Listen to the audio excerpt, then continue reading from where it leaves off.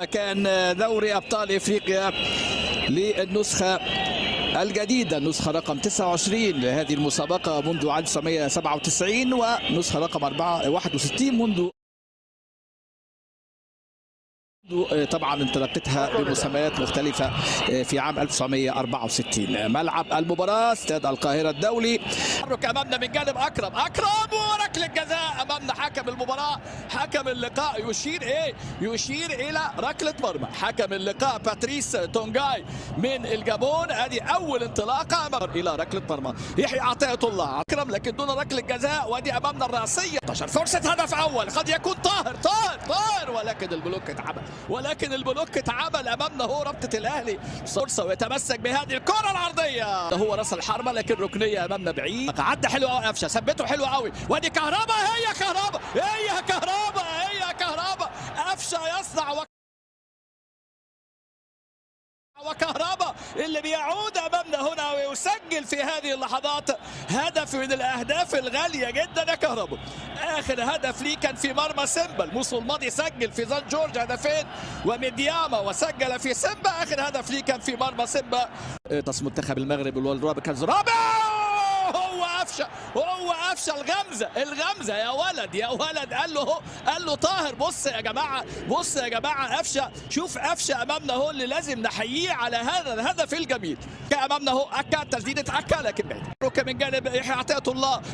كهربا ليحيى. مش معقول يحيى عطية الله. حسين اللي بيسجل حسين الشحات امامنا في هذه اللقطه. هو سجل بيسراء. كهربا مره ثانيه هو على المجزره الخلفيه لكن عليه كرات العرضيه راسيه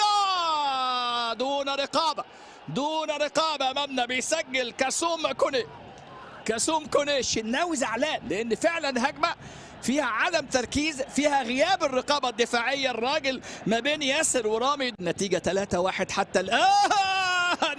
يا قفشه ايه انطلاقه الشوارع يا راجل يحيى عطية الله انطلاقه. لكن يا كهربا حسين الشحات.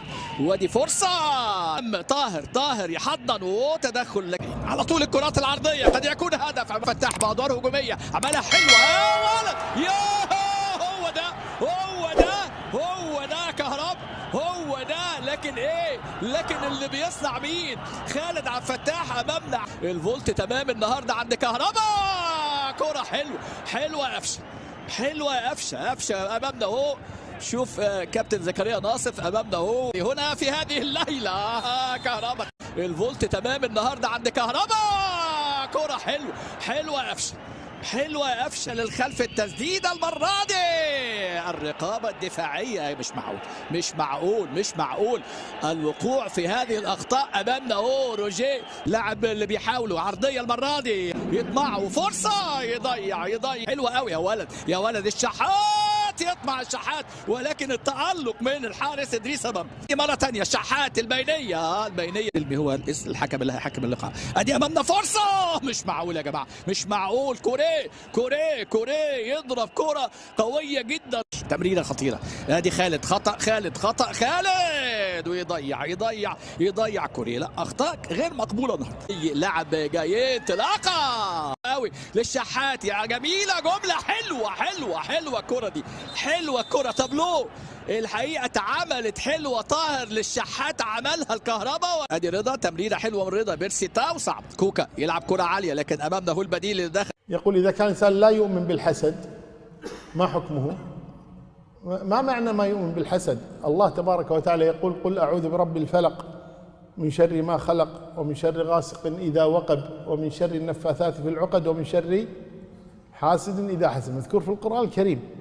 فيأتي إنسان يقول ما في شيء اسمه حسد. لا، هذا مذكور في القرآن. فأم يحسدون الناس على ما آتاهم الله من فضله. فالقصد أن الحسد مذكور في القرآن الكريم وكذلك العين مذكورة في سنة النبي صلى الله عليه وسلم. لكن الناس يبالغون. صح، في ناس يبالغون كل شيء حسد كل شيء عين. يعني تجد مثلا لا يدرس الاختبار ثم يقول عين، أو لم يستعد لتجارته جيدا ثم يقول حسد. لا، في ناس تبالغ في موضوع الحسد والعين. لكن موجود حق. النبي صلى الله عليه وسلم يقول العين حق. أي نعم. يقول إذا لم نسمع الأذان وأردنا أن نصلي بعد خروج الوقت، مو خروج الوقت يعني بعد انتهاء الأذان، لا يصلون في المسجد مثلا في مكتب أو في مدرسة أو مكان، فهل نؤذن مرة ثانية أو لا؟ إذا كان المسجد قريبا ويسمع الأذان فلا داعي للأذان مرة ثانية. أما إذا كانوا في مكان لا يسمع فيه الأذان فالأفضل أن يؤذنوا مرة ثانية لأداء الصلاة. كم بقي؟